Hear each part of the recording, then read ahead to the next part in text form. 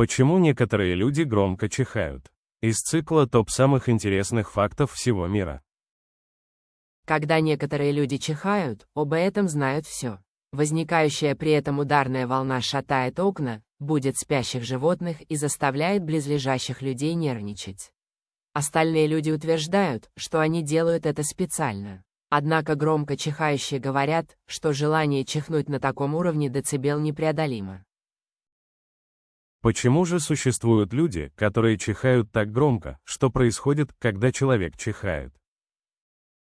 На сегодняшний день известно, что чихание важно для организма. Нос – это воздушный фильтр для легких, говорит Мас Такашима, заведующий отделением отоларингологии, хирургии головы и шеи в Хьюстонском методистском академическом институте.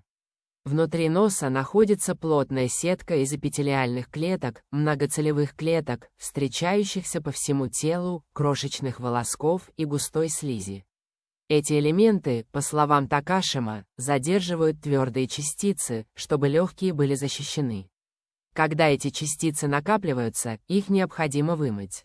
В носу человека есть популяция иммунных клеток, которые просыпаются, когда обнаруживают высокий уровень соединений, вызывающих чихание.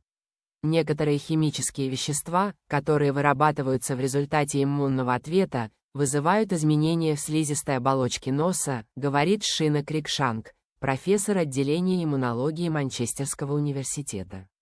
Эти изменения знакомы всем, кто пережил лето, наполненное пыльцой, или зиму с мокротой.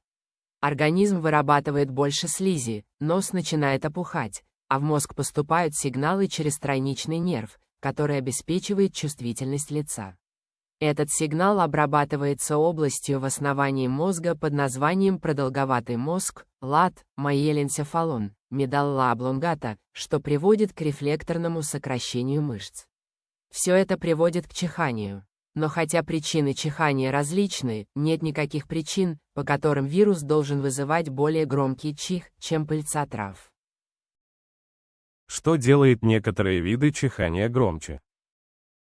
Напротив, ключ к громкости чихания лежит в строении дыхательной системы человека. Первый шаг рефлекса чихания, по словам Такашима, включает в себя глубокий вдох.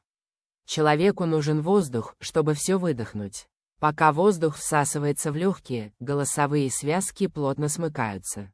Как только в легких создается достаточное давление, весь воздух выпускается. Именно эта струя воздуха, проталкиваемая через голосовые связки, и создает звук чихания, говорит Такашима. От формы, гибкости, голосовых связок и других мягких тканей в задней части горла зависит, будет ли чих тихим или громким. Объем легких также определяет, сколько воздуха входит и выходит из грудной клетки во время чихания, поэтому ни одно физическое измерение не может предсказать громкость чихания. Некоторые люди с большим объемом легких чихают очень слабо и тихо, говорит Такашима. Можно ли обвинить свое резонирующее горло в разрыве пространственно-временного континуума при чихании? К сожалению, Такашима говорит, что все не так просто. Существуют общественные нормы или культурные факторы, которые могут повлиять на звук чихания, говорит он.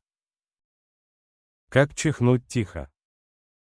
Такашима отмечает, что в Японии, где в культуре большое внимание уделяется тому, чтобы не причинять неудобств окружающим, людям удастся подавлять чихание. Ключ здесь, по его словам, в том, чтобы минимизировать количество резонансной энергии, проходящей через ротовую полость, проще говоря, закрыть рот. Это, по его словам, уменьшит громкость чихания. Действительно ли решение этой оглушительной проблемы так просто? Изучение медицинской литературы позволяет предположить, что подавление чихания может быть достаточно плохой идеей. В качестве примера можно привести случай, произошедший в больнице бельгийского города Льеж.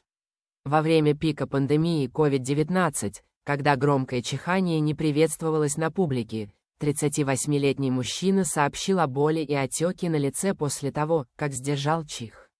Обследование показало, что у него перелом пазухи. Такашима подтверждает это. Подавляя чих, вы можете вызвать некоторые медицинские проблемы, например, носовое кровотечение, говорит он. Вы можете нагнетать воздух в Евстахиеву трубу, что может вызвать проблемы с барабанной перепонкой.